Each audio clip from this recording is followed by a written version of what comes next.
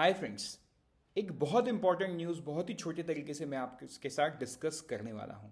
आपने एक न्यूज़ ज़रूर आज सुबह पढ़ा होगा या कल शाम को आपने पढ़ा होगा कि पेटीएम बैन हो गया है। किसने बैन किया है? वही बैंकिंग का regulator, the reserve bank of India.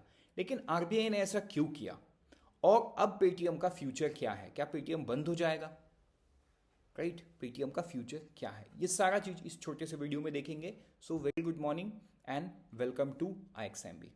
सबसे पहले इंपॉर्टेंट ये है बैकग्राउंड को समझना, बिकॉज विदाउट बैकग्राउंड को समझ के अगर आप न्यूज़ पढ़ने लगे तो आपको कभी वो पूरा न्यूज़ समझ में आएगा ही नहीं। तो इसीलिए बैकग्राउंड बताने के लिए मैं आपको लेके चलता हूँ 11 मार्च 2022 में। सो देखो, 11 मार्च 2022 में भी आरबीआई ने अपने पावर्स को, जो section 35A banking regulation act 1949 से आरबीआई ड्रॉ करती है, उस पावर को यूज करके पेटीएम पेमेंट बैंक लिमिटेड को यह बताया कि आप इमीडिएट इफेक्ट से नए कस्टमर्स के ऑनबोर्डिंग को बंद कीजिए। देखो, आरबीआई ने इशू तो करते हैं, लेकिन आरबीआई ऐसा क्यों की? अब देखो, पेटीएम एक पूरी ऑनलाइन बैंक है। मतलब you don't have to go anywhere, it's just an app, you download it, you do your KYC and you are done, you can use the services of Paytm. तो इसका मतलब ये है कि उनका आईटी सिस्टम रोबस्ट होना बहुत important होता है। तो आरबीआई ने एक एक्सटर्नल कमिटी गठन किया, जिस कमिटी को आरबीआई ने ये निर्देश दिया कि आप आईटी ऑडिट कीजिए पूरा जो आईटी सिस्टम है पेटीएम पेमेंट बैंक का, उस इंफ्रास्ट्रक्चर को आप पूरा ऑडिट करके बताइए कि उसका हेल्थ कैसा है, मतलब whether there is any flaws in the IT system और इट इज कंप्लीटली रोबस्ट। तो देखो, आरबीआई को ये पावर, पेटीएम पेमेंट बैंक तो पेमेंट बैंक स्पेस में है, लेकिन अगर हम too big to fail category में बैंक की बात करें तो एचडीएफसी में भी ये काम आरबीआई कर चुका है। राइट, सो आईटी सिस्टम का रोबस्ट होना बहुत जरूरी होता है। ये एक्सटर्नल कमिटी के द्वारा, एक्सटर्नल मेंबर्स के द्वारा आरबीआई ने ऑडिट करवाया। तो जब तक ऑडिटर का रिपोर्ट ना आ जाए या आरबीआई स्पेसिफिक परमिशन नहीं दे, तब तक पेटीएम को यह बोला गया कि आप नए कस्टमर्स के ऑनबोर्डिंग को बंद रखिए। आई होप यहां तक आपको क्लैरिटी मिल गया है। अब टाइमलाइन में आगे बढ़ने का समय आ गया है। आगे बढ़ते हैं 31 जनवरी 2024, मतलब कल का दिन। तो कल के दिन में क्या हुआ है? कल के दिन में ये जो एक्सटर्नल कमिटी है, ये अपने रिपोर्ट को आरबीआई के सामने पेश कर दिए हैं।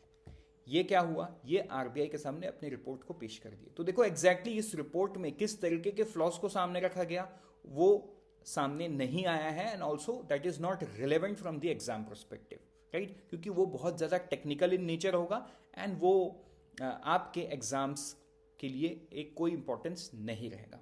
लेकिन आरबीआई ने बैन किया तो क्या क्या बैन किया, पेटीएम का क्या होगा, ये सारे सवाल का जवाब आरबीआई ने खुद दे दिया है अपने सर्कुलर में।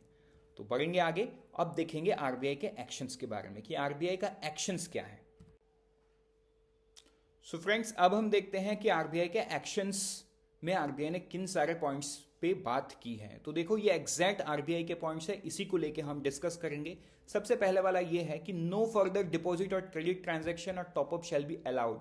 लेकिन ये इमीडिएटली नहीं है, इसमें टाइम दिया गया February 29, 2024 तक। मतलब आपके और मेरे पास अगर कोई saving account, current account, prepaid instrument, wallet, FASTag है ना, फास्टैग जो कार्ड्स में लगते हैं टोल के लिए, एनसीएमसी कार्ड, ये मैं आपको समझा दूं, जो कॉमन मोबिलिटी कार्ड है। अगर आप दिल्ली, मुंबई या कोलकाता या बेंगलोर जैसे शहर से आते हो तो मेट्रो में आप ये कार्ड यूज करते हो, you may be aware of it. तो ये सारे कार्ड में इमीडिएटली कोई प्रॉब्लम नहीं है, लेकिन आफ्टर February 29, 2024 ये कार्ड में भी डिपॉजिट और क्रेडिट ट्रांजैक्शंस का जो ये है वो बंद किया जाएगा। राइट, सो विड्रॉल और utilisation of balance by customer, मतलब अगर हम saving account, current account, prepaid instrument, FASTag, NCMC का परमिशन है तो up to their available balance, उसमें जितना भी बैलेंस है वहां तक हमें यूजेज करने का राइट मिला हुआ है। तो मतलब एक एग्जांपल के तौर पे, लेट से आपके पास फास्टैग में 1000 रुपए है एंड February 29 तक आप कहीं नहीं जा रहे हो, तो बेझिझक आप उसे February 29 के बाद भी यूज कर सकते हो। आरबीआई का ये second point, it makes it clear कि नो डिपॉजिट और credit transaction shall be allowed after Feb 29, 2024, उसके पहले तक अलाउड है।